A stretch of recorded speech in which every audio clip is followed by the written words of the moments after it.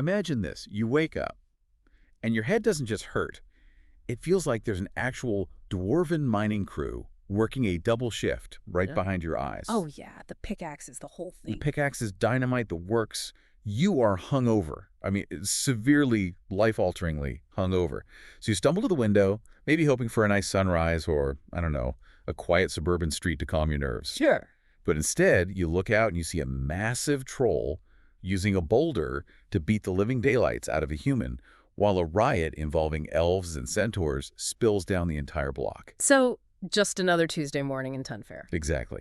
A standard gritty Tuesday for Garrett, who's the protagonist of the book we're unpacking today. We're doing a deep dive into Petty Pewter Gods, which is the 8th installment in Glen Cook's Garrett File series. And if you think you know fantasy or you think you know noir detective stories, you really have to just scrap those assumptions. This book takes both of those genres, smashes them together, and then sprinkles this really heavy dose of, like, theological satire on top. It is such a weirdly delightful mashup. You get all the classic hard-boiled detective tropes, the cynicism, the alcohol, the femme fatale. The first-person narration, for sure. Oh yeah, the voiceover. But they're all dropped into this high fantasy city that is absolutely teeming with different species, with magic, and most importantly for our discussion today, with gods. Lots and lots of desperate gods. And we are not talking about the sit on a cloud, drink ambrosia, and judge you from afar kind of gods. We're talking about desperate, scrapping, almost blue-collar gods who are terrified of going out of business. And that is the core theme we really need to dig into today, the theological economy of TunFaire. Because in this world, divinity isn't about omnipotence or being the creator of the universe. It's about market share. It's about real estate. And when that market crashes, or when a religion just stops trending, things get incredibly violent. Yeah, they do. But before we get to the divine economics, we really have to set the scene with our guy Garrett. He isn't a knight in shining armor. Not even close. He's a private investigator, an ex-Marine, and frankly, he's just a guy who wants peace, quiet, and a better class of beer. But as usual, the world just will not let him have it. Right. He wakes up to this absolute cacophony outside his window. TunFaire is in the middle of this massive civil unrest. Yeah. You got human rights activists clashing with non-humans. You've got centaur refugees running for their lives. Yeah. It feels very modern in a way, despite the whole fantasy setting. It does. TunFaire is a melting pot that's just constantly boiling over. Cook does a fantastic job of showing that just because you have elves and dwarves and trolls living together, it doesn't mean everyone gets along. And gritty. It's urban. Absolutely. And amidst all that chaos, amidst the riots and the trolls clubbing people with boosters, Garrett spies something that cuts through all that noise. A redhead. Because of course it is. It's the classic noir setup. You knew it was coming. He sees this stunning woman with red hair who's just watching his house from across the street. And Garrett, being Garrett, immediately diagnoses himself with redheaditis. I love that term. It shows his self-awareness, you know. He knows, historically, that redheads in his line of work just equal trouble. He knows she's bait. He knows walking out that door is a huge mistake. But he does it anyway. Yeah. It's that compulsion of the PI, or maybe just a guy who hasn't learned his lesson yet. It's part of the code. It is. So he decides to tail her. He follows her through the city, into neighborhoods like Macunado and Barley Close.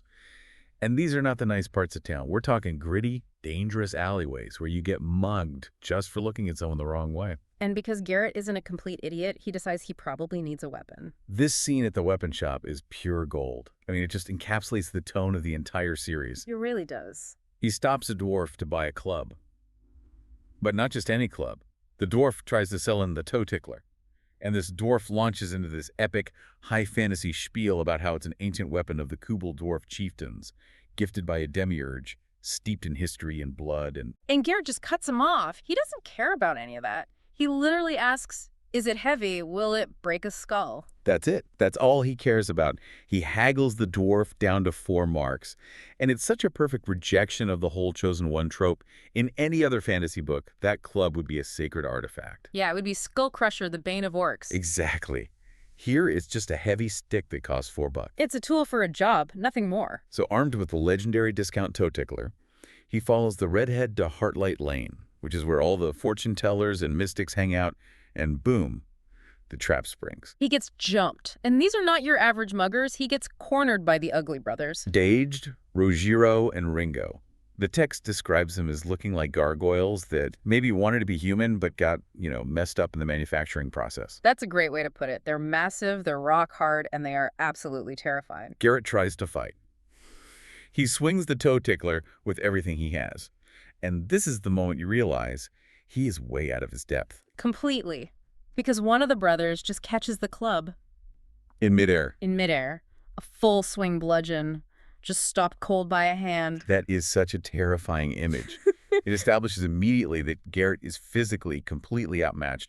They grab him, toss him into this mysterious black coach that's driven by a hooded figure called Abyss. Subtle name. Yeah, real subtle, and he's out cold. And this is where the curtain really gets pulled back. Because when Garrett wakes up, he is not in a police station. He's not in a gangster's hideout.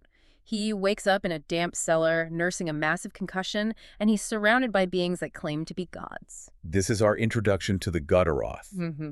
Let's spend a little time on the Godaroth, because gods is a strong word. But these guys are something else. They're a strange bunch. They're grotesque. Mm. You have Jorkin, a messenger with wings for ears. You have the Ugly Brothers who just beat him up. But then you have Magodor.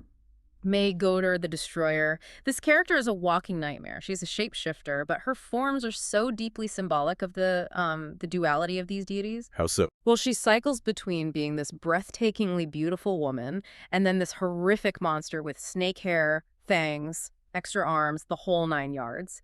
It's not just for show. It represents that they are beings of both desire and destruction. And she makes it very clear to Garrett that her lovers don't usually survive the experience. No, they don't. Then you have the bosses, Emar and Imaro. They're these 18, 20-foot tall giants radiating lightning and thunder, your classic Sky Father and Earth Mother archetypes.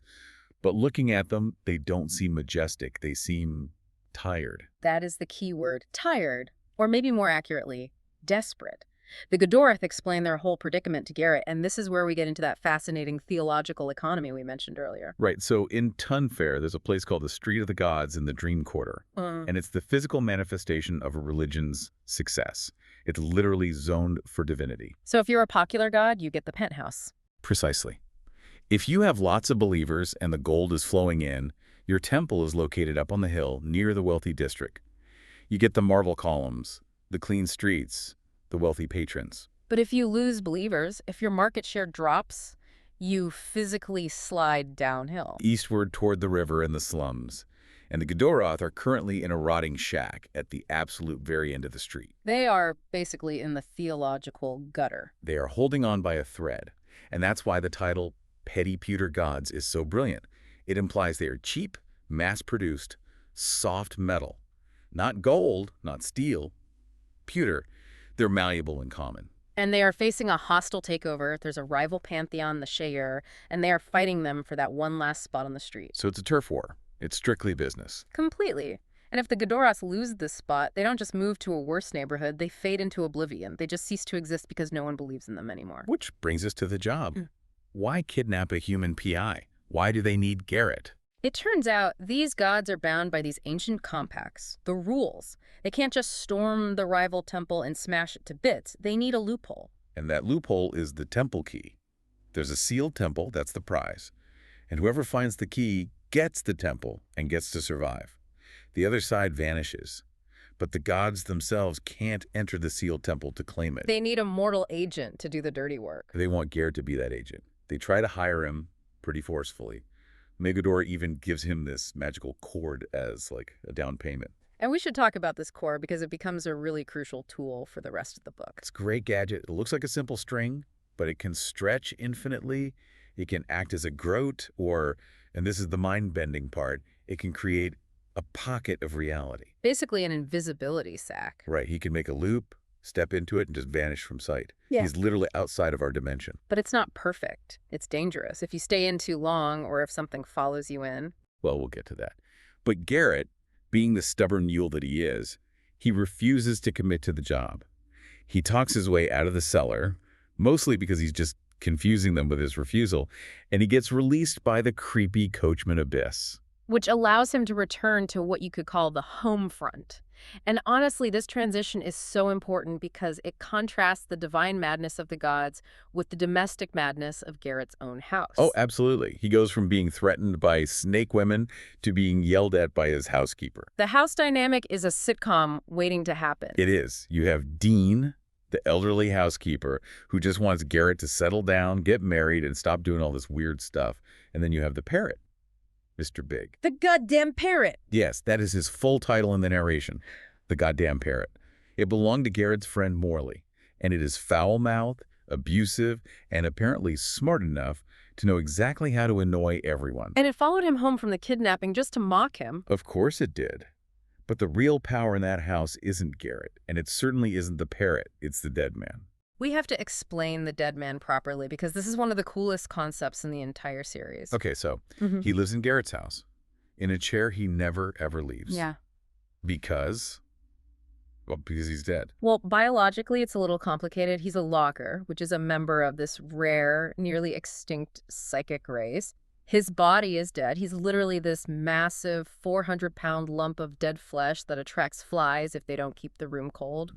But his mind is fully alive. His spirit is trapped in the corpse, and he is a telepathic genius. So he's a zombie with a PhD? In a way, yes, but a very lazy, very arrogant zombie. He bullies Garrett telepathically, forcing him to take cases so they can pay the bills, mostly so the dead man can keep his room air-conditioned. Garrett provides the legs and the fists. The dead man provides the brain. It's the perfect partnership in a very weird way. And when Garrett gets home, they have this fascinating philosophical debate about what just happened. Garrett is, he's shaken. He's like, I just met real gods. They threw lightning. They have snake hair. But the dead man is completely skeptical. And this is crucial for you, the listener, to understand because it sets up the central mystery of the book.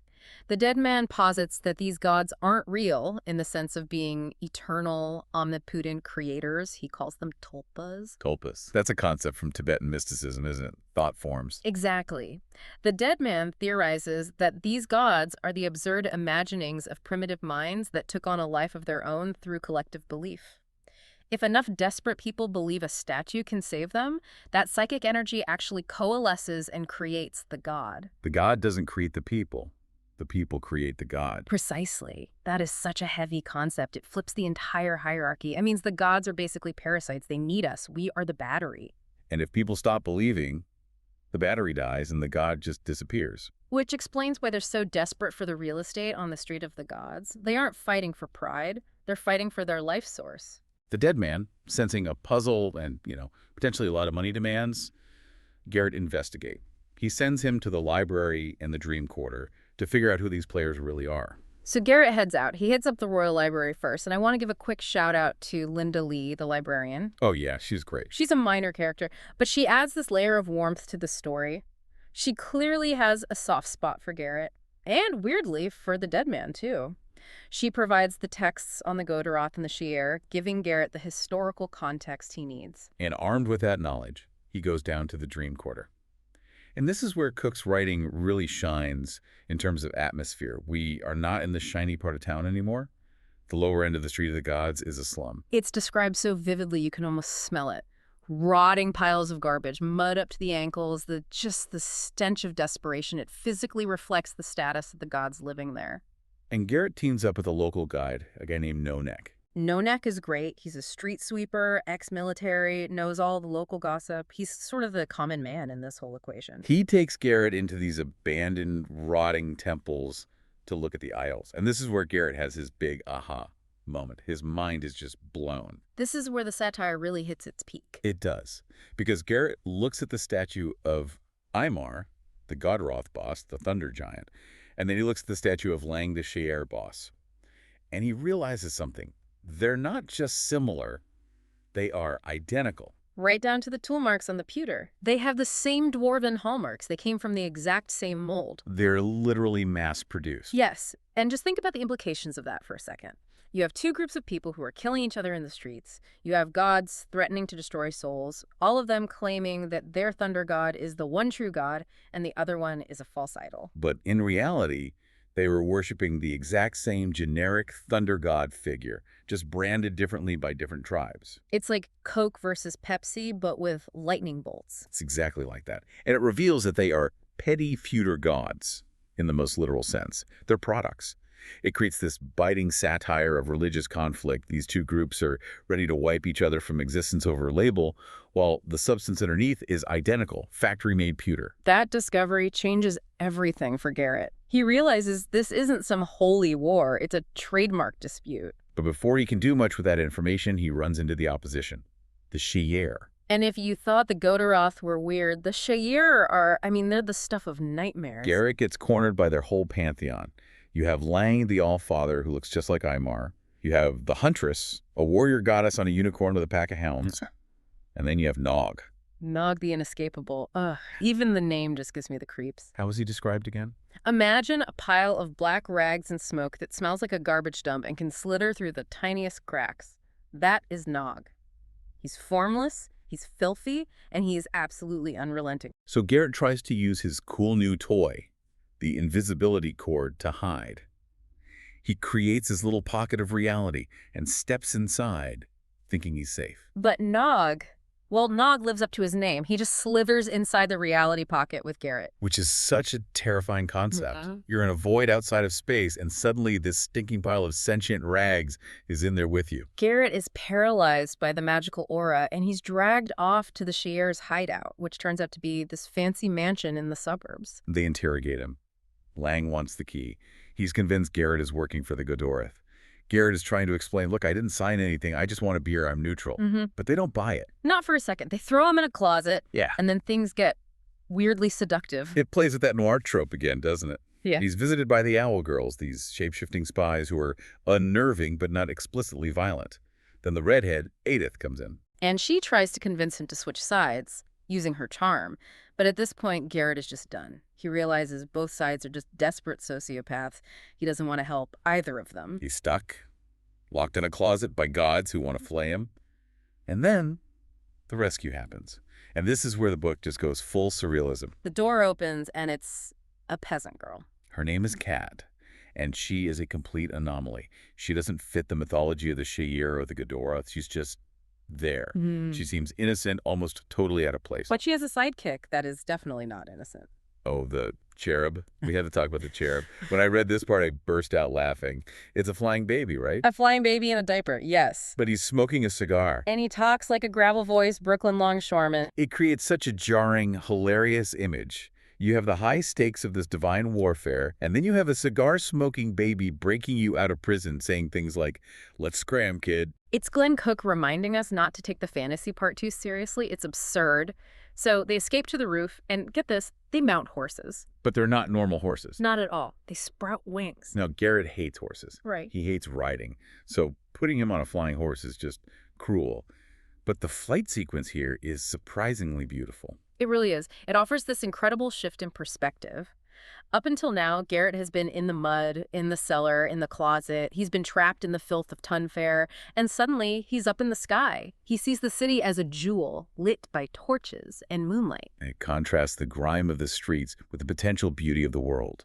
It's a moment of awe amidst all the absurdity. For sure. So they fly back to the city. Garrett manages not to fall off, barely, and he lands in Brookside Park. And he has to sneak back home using his invisibility cord, dodging all these avatars and divine spies that are now crawling all over the city. Yeah. Owls, paper shadows, the coachman abyss. The paranoia is ramping up. It feels like the whole city is closing in on him. He finally makes it inside his house, utterly exhausted. But the dead man hasn't been sleeping. While Garrett was getting kidnapped and flying on magic horses, the dead man has been crunching the data. And he drops the bombshell. The twist. The temple key isn't a physical object. It's not a golden scepter or a magical gem hidden in a cave. Garrett is the key. Let's unpack that, because it's the pivot point of the whole plot. How is a hungover PI a key? Well, remember the sealed temple, the one the gods couldn't enter because of all the magical wards. Right. Garrett went there with no neck. Earlier in the investigation, he just walked right in, he looked around, he left. The seal didn't stop him at all. Because he's mortal. Not just because he's mortal, because he's a skeptic. He's a non-believer. The magical barriers that block the gods are powered by faith and by intent. They block divine entities and their servants. But Garrett, he's like a spiritual void. He doesn't believe in any of it. So to the magical wards, he barely even registers. He's the null factor. He is the mechanism by which the temple can be claimed. Exactly. If he walks in and invites a set of gods inside, the temple becomes theirs. He is the physical key to the spiritual lock because he is the only one who isn't actually playing the game. That puts a massive target on his back. If he is the key, then whoever controls Garrett controls survival. He's gone from being a nuisance to being the single most valuable asset in the entire city. And the gods are starting to figure this out too. The atmosphere outside the house changes. It's not just spies anymore. It's a full-blown siege. You've got strange weather, smoke, lurking presences. Both pantheons, Gordoroth and Shayer, are closing in on Machinata Street. They are ready to tear the house down to get to him. And right at the end of the section we're covering, there's a knock at the door. It's Kat. The rescuer. The girl who rode the flying horse. The dead man realizes she is an anomaly. She doesn't belong to either faction. She represents a third variable. And despite all the danger, they invite her in. Which sets the stage for a massive confrontation. You have the Gordoroth and Shayer outside, ready to wage war. You have Garrett, the dead man, and this mysterious cat inside. And the fate of all these gods rests entirely on what Garrett decides to do. It's such a cool setup. I want to circle back to the satire aspect before we wrap up because we have these gods acting like rival mafia families, but the realization that they are identical, that really sticks with me. It's a very astute commentary. Cook is stripping away the mysticism of organized religion.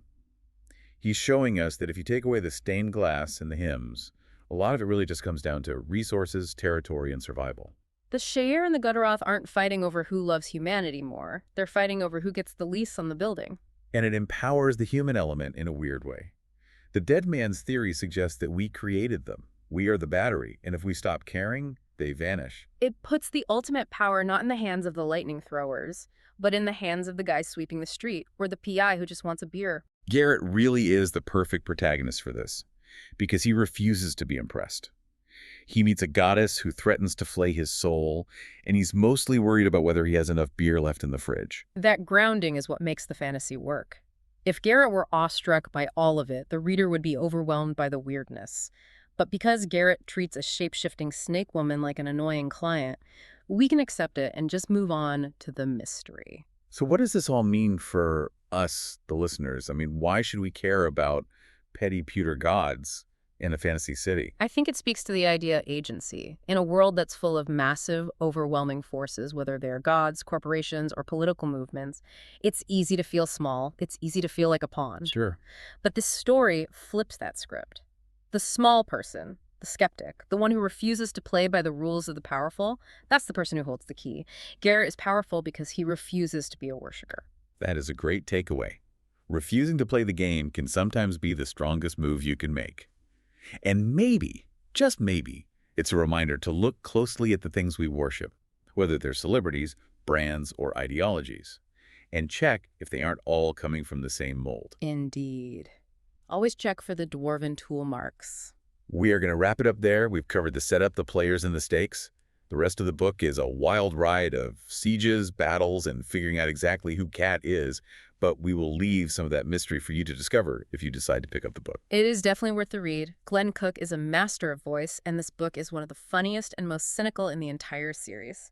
Before we go, here is a final provocative thought for you to chew on. We talk about how the gods are created by belief.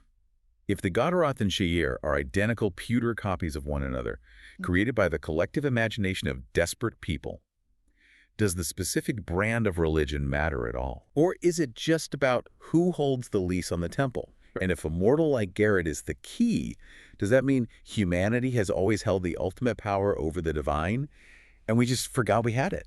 That is the question, isn't it? Think about it. Thanks for listening to The Deep Dive. We'll see you next time. Stay curious.